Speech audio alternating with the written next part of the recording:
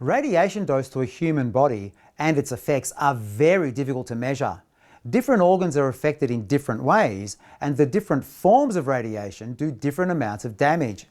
Also, our cells and organs continuously repair themselves if they've suffered damage caused by low-level exposure over a long period of time, but they might not be able to repair themselves if the same amount of ionizing radiation is received over a shorter time frame.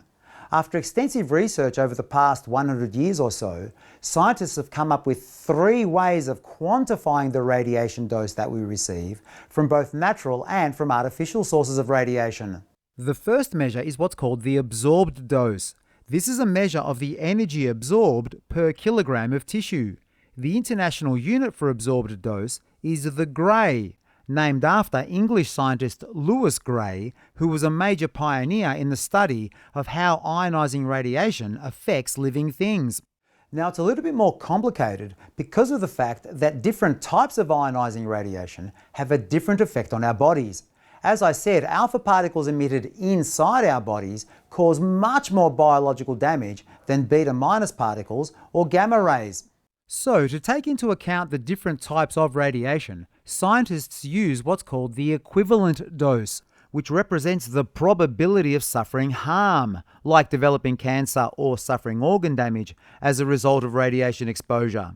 The unit for equivalent dose is the sievert, named after Swedish scientist Rolf Sievert, who, like Lewis Gray, was a major pioneer in the study of how radiation affects living things. An absorbed dose of 1 Gray of alpha radiation produces an equivalent dose of 20 sieverts, but beta and gamma radiation both produce an equivalent dose of only 1 sievert. Alpha particles can do more damage. Now, to take into account the different susceptibilities of different organs to radiation, scientists use what's called the effective dose.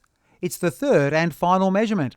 It also represents the probability of suffering harm as a result of radiation exposure, but different organs are treated differently in the calculations.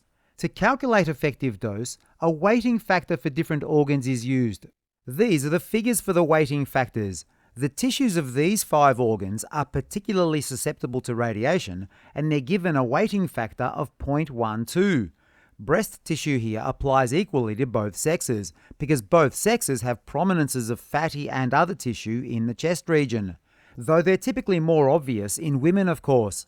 The tissues that make up gonads, that is, ovaries in women and testes in men, have been given a weighting factor of 0.08. The tissues of these 4 organs are given a weighting factor of 0.04, while the tissues that make up these 4 organs are given a weighting factor of 0.01. All of the rest of the tissues in our bodies are given a combined weighting factor of 0.12. Now, all of these numbers add up to 1, which covers our whole body. So, for example, if 100 grams of stomach tissue is exposed to exactly the same amount of, say, alpha radiation as 100 grams of liver tissue, the stomach tissue will suffer more damage, so this is taken into account when the effective dose is calculated. The unit for effective dose is the same as the unit for equivalent dose, the sievert. Effective dose allows for a standardized way of estimating the overall risk of suffering harm associated with radiation exposure. It's calculated by considering the amount of radiation, the type of radiation, and the varying sensitivities of different tissues and organs to radiation. The harm might be immediately noticeable for larger doses, or it might lead to cancer months or years later.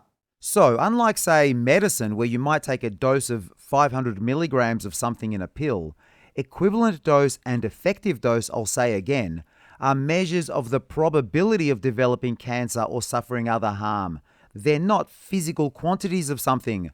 The higher the dose of radiation, the higher the chance of developing cancer or suffering other harm, but predicting the exact outcome for an individual is impossible because it depends on many factors like genetics and overall health.